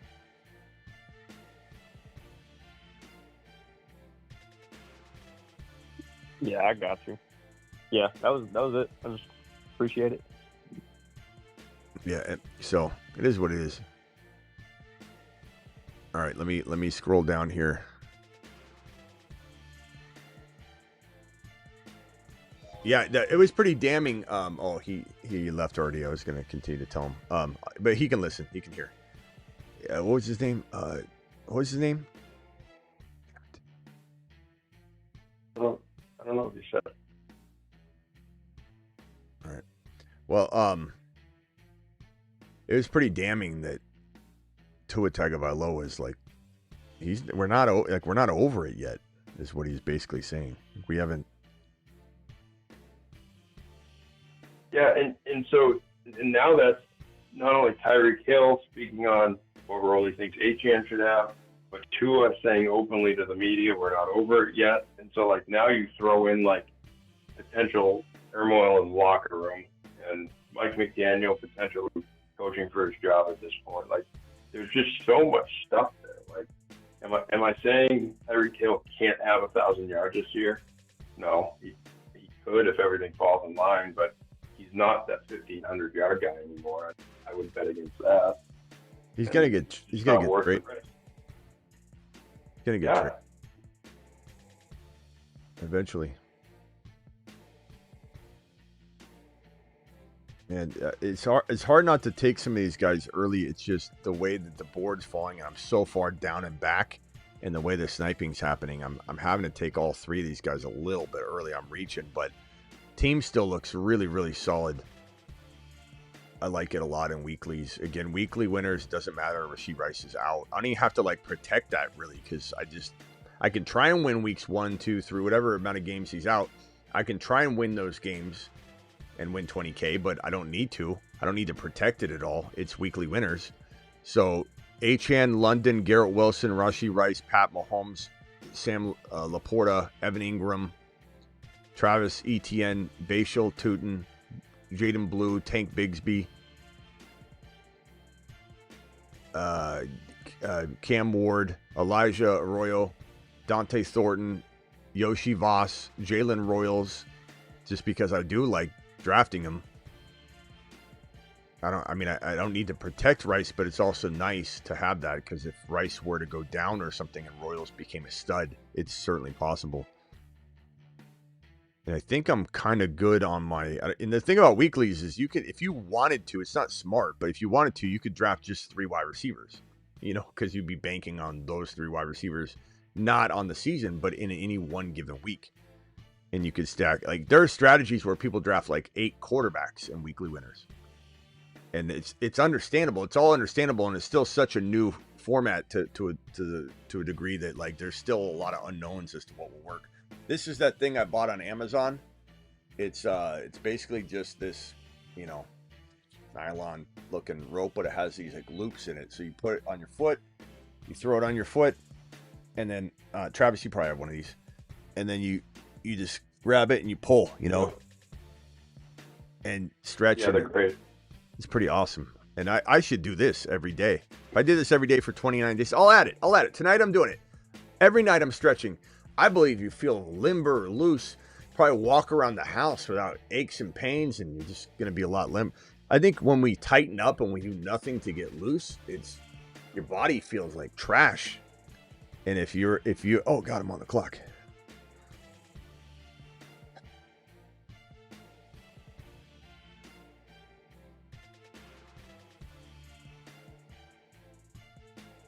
I'm in a timeout. And then, let's see. What running back can I grab here? I know Jacory Krosky-Merritt's probably gone. Yes, he is. You guys snagged every single player. There's not a soul left. There is not a soul left.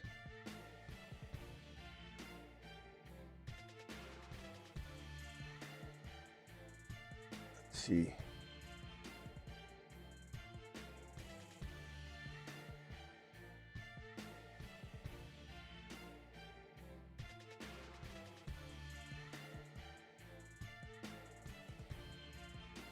I'll go Horton. Love Torrey Horton. Get him. You can always get him in like the 17th, 18th round range. So there we go. My team's pretty damn good. And this is weekly winners. I like it. I'll go over everybody else's team as well. Let me see if I can send this to my screen. Weekly winners is so fun. It's probably my favorite format. It really is. Because it's like a way of just having... No matter what happens, no matter how bad an injury is, as long as someone's not out for the season, you're fine. Like, even if they are, you still have a shot at having just somebody pop off for 1 week. But this team is pretty good. Mahomes, Cam Ward, Milroe. I don't care about the bye week because week 10, I'm just not going to compete for 20K. It's no relevance to any other week. There's no playoffs. There's no points accumulation. Except for within each week, the confines of each week. It's like 17 leagues in each week. You play League 1 is week 1. League 2 is week 2. League 3, none of them are related. And everything resets to 0. It's just who scores the most in week 3. Who scores the most in week 5. 20K to first, 10K to second, 9K to third, 8K to fourth, etc., etc., etc. So Achane, Jaden Blue, all of the Jaguar running backs. Drake London, so Mahomes, Cam Ward, Milroe, Drake London, Garrett Wilson, Rashee Rice, Thornton, Yoshi Voss, Jalen Royals, Horton, Sam Laporta, Ingram, and Arroyo. I like it. Week 8 is going to be hard for me to win anything in week 10, but that's fine. I'm totally okay with that. And weeks 1 through... some people will draft a team like this and draft for Bye-Mageddon. They'll literally draft for week 8 and week 10, and they'll draft teams where players are not on a bye, and they try and just draft the best players in there, and they try and win week 8 or just week 10. There's so many great strategies that you can try. That one's a little more risky, if you will, because you're essentially trying to you're just playing $10 for 1 week, but it's fun. I haven't really tried that, to be honest, to draft just for week 10. Week 10's brutal. Week 8's brutal. Who would be the best team in week 10? I mean, the thing is, it's not as bad as previous years, where it wasn't Bye-Mageddon. Like, I don't think there's a Bye-Mageddon this year, right? It's just more of like a mini Bye-Mageddon. Quite as bad. Let me see if I have a schedule. I can pull it up. Week 10 has 1, 2. What's the big bye week actually? I think it's week 8 and week 10 are the two worst ones. So week 8 has 6. Yeah, you can't really even dominate that because there's still too many options. Yeah. I think Bye-Mageddon last year there was literally like no good players except for like 4 teams, and you could just draft. I don't think it's going to be that bad. Week 8, maybe, I guess. Yeah, it's 6 teams week 8. That's the most. Other than that, if you have four teams on bye and 2 teams on bye for one of the weeks, mm-hmm. That's it. So they spread it out better. Still wish there was a way bye weeks were done before week 14. I guess that would mean more teams would have. There would be 5 again for 2 of them, but week 14 is so tough when the next week is playoffs and you get guys on bye the week before. What was the projection? I was curious what it said that I was going to score. And what's my weekly winner? I want to see what my weekly winner exposure is. So weekly winners, that last team I was projected for 183. Introvert was projected for 193 at the 1 spot. Gas League was projected for 198 at the 1, 2, 3, 4 spot. 199.5 to the Randers, and then Rock Out at 186. I'll look at your team in 1 second. Rock Out. Cam at 185. Everyone's pretty damn even. Most are in the 180s. So I'll look at the squads real quickly, and then I'll jump out of here.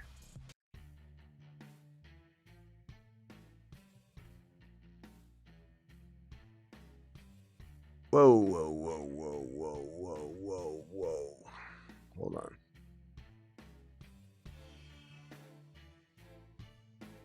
Caps, smash that like button. Thank you, Caps. Appreciate you. How many likes? We got 91 thumbs up and 328 in here. Can we get over like 150? Just a little request. Come on. All right. Team number. I'm sorry, I took Burrow. Oh no, I didn't take Burrow from you. I'm mixing up last draft. You tried to get Burrow to fall to the 4th round pick. He just went right before. Okay, so team 1, Jamar Chase, Chase Brown, McBride, RJ Harvey, Henderson, Roma Dunze, Jerry Jeudy, Justin Fields, Drake May. Pretty good team. I like it. Your running backs could pop off. I mean, you just need Roma and Jeudy to go nuts together and everybody else to pull their weight. Team 2, Bijan, Josh Allen, AJ Brown, Pickens, James Cook, Ricky Pearsall, Matthew Golden, Tyler Warren, okay? Gibbs, Kyron Hampton, love that. Burrow, love that. Travis Hunter, not bad. Diggs, Kelsey, Keon Coleman, Marvin Mims. I like that. It's unique. A little light at wide receiver, but, if Travis Hunter is a wide receiver 1, it ends up being really good. Saquon, Jaden Daniels, Terry McLaurin, DK Metcalf, Alvin Kamara, DeAndre Swift, David Montgomery, Cooper Kupp. Who is that? Okay. From the 5. McCaffrey, JT, Josh Jacobs, Worthy, Tet, Chris Olave. Okay. I'm not enamored by it, but CD Lamb, Brock Bowers. Is this Rock Out? I think this looks like Rock Out. CD Lamb, Brock Bowers, Breece Hall, Chuba, Cortland Sutton, Emeka, Bo Nix. Yeah, that could be one of those teams. This one I don't think can because it has no RBs. Justin Jefferson, Lamar, Tyreek, JSN, J-Mo, Zay Flowers, Aaron Jones, Joe Mixon. Aaron Jones and Joe Mixon will not be starting probably the second half of the season. So just curious, who would your running backs be? Let me go find his team. You better have drafted some smashes below that, bro. Ramondre, Nick Chubb, Judkins, Eckler, Najee. That is the most identical group of. You might not have a single player on the field. Holy crap! What in the hell? Aaron Jones, Joe Mixon, Ramondre Stevenson, Nick Chubb, Quinshon Judkins, Austin Eckler, Najee Harris. I don't think that could ever be replicated.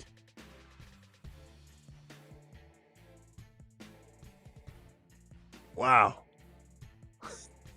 Wow. You might not have a single player playing by midseason at the running back position. That is just flawless. Thanks to roll the dice. That's amazing. Who was that? Masked man. Conron. All right, Conron. Doing it live. Genty, Amon-Ra, Ladd, Mike Evans, James Conner, Devontae Smith, Baker. Okay. Puka, Bucky, MHJ, Devontae Adams. I like this one. Pacheco, a little early, but Pacheco looks good right now. He's running angry. You just got to cuff him to Burchard. I don't know if he did. Let me see if he did. Cameron, did he get Burchard? You did not. Shame on you. Okay, next team was Achan, Drake, London. That's mine. I was like, it looked familiar. That's pretty good. Achan, Drake, London, Garrett Wilson, Rashee Rice, Patrick Mahomes, Sam Laporta, Evan Ingram, Travis Etienne, Jaden Blue, Bashal Tootin, Tank Bigsby, the entire running back stable in Jacksonville, which I love. And then I got Drake London, Garrett Wilson, Rashee Rice, Dante Thornton. Got Evan Ingram and Sam Laporta. I like the team a lot. I really do. I don't always like my team, by the way. Derrick Henry, Nico, T. Higgins, Jalen Hurts, Calvin Ridley, Deebo Samuel, Jordan Mason. That could come together, Dak. Okay. Last team, Malik Neighbors, BTJ, Kenneth Walker, George Kittle, Caleb Johnson, DJ Moore, Brock Purdy, and Juwan Jennings. I don't know what team I like the best other than mine, and I do like mine the best, unfortunately. I'm sorry. And I don't always feel that way. I really don't. Sometimes I hate my team. I think probably the second best team, if I had to pick one. I liked where the Jahmyr Gibbs, Kyron, O'Marion Hampton, Joe Burrow, Travis Hunter one was going. I don't mind Diggs. I just think if you got Kelsey, I like that too. But at the same time, like, you know, what wide receivers could you have grabbed, I suppose, is what I would be asking. And Igbuka got sniped, you would have got him. Debo might have even fell to you. Travis Hunter and Debo in this build, I do a lot. So I think you got a little bit screwed on that sniping, but it's a good team. I like it. It just maybe didn't get pushed over the edge. You know, if James Cook plays amazingly, Team 2 could be really good with Bijan, Josh Allen, A.J. Brown, George Pickens, James Cook. And James Cook just has to play well for one game, you know. Ricky Pearsall. So that team's in the top 5. I don't know what other teams I love. They're all pretty even, and I don't mean that in a bad way. I just mean they're even. I really like I probably like the Puka, Bucky, Marv, Devontae Adams, Pacheco, Jalen Waddle. I don't like, but Kyler and Mark Andrews and Colston Loveland. That team could be a top 5-6 team in this group, not overall in this group. All right, Travis. Anything else? No, I think I'm all good. All right, I'm out of here, everybody. I'm exhausted. I'll see you all tomorrow. Thank you, Wolf. I'm sorry I made you wait, my boy. And then DTX with a final super chat. Thanks, Smitty. I'm Team 3. Okay. Nice.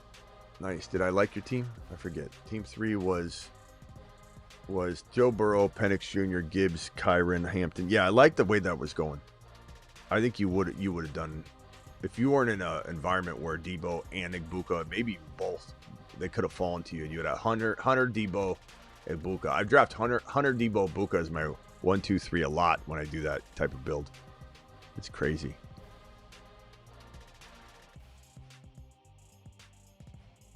All right. See you all later. Appreciate you. Thank you for the super chats. You guys absolutely rock. Thank you, DTX. Thank you, Terry. Thank you, Sim.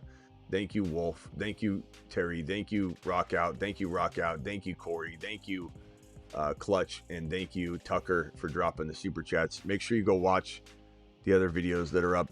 We did a lot today. I don't know if I'll have a 7:30 a.m. show tomorrow. Probably won't. But I will have one for the next day. I'll see you all tomorrow. I'm sure we'll go live before, like, even 2 p.m. You know, there'll be some sort of news, and then we'll be live at 8 p.m., and then we'll be... Tomorrow, I might not do the graveyard show, the midnight show. I think I might start taking Wednesday graveyards off. So 6 days a week, so almost every night, as I say. That's why I don't say every night at midnight. I think I'm going to start taking Wednesday graveyard midnight Eastern shows off. And we're still doing 1 to 3 shows a day, regardless of that. So not a big deal, right? I'll see you all tomorrow. Appreciate you all. Deuce.